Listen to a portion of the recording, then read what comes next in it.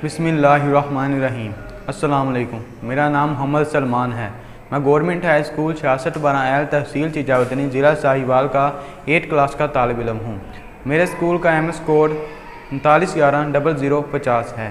आज का हमारा टॉपिक किसी बेढंगी शय का वॉल्यूम मालूम करना है। किसी बेढंगी शय का वॉल्यूम मालूम करने के लिए हमें 3 चीज़ों की ज़रूरत पड़ती है। पहली फरमाइशी सिलेंडर, दूसरा कोई बेढंगी शय, तीसरा पानी की ज़रूरत हमें पड़ती है। फरमाइशी सिलेंडर का 1/3 हिस्सा पानी से भर लें और पानी का वॉल्यूम V1 नोट करें।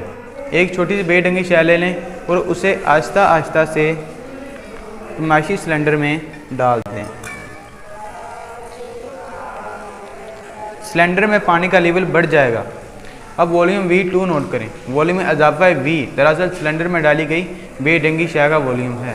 बेढंगी शय डालने से पहले जो वॉल्यूम था उसे हम V1 कहेंगे। बेढंगी शय डालने के बाद जो वॉल्यूम में इजाफा होगा उसे हम V2 कहेंगे और बेढंगी शय के वॉल्यूम को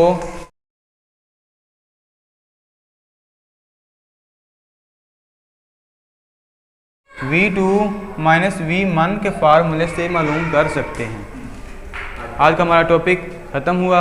वस्सलाम।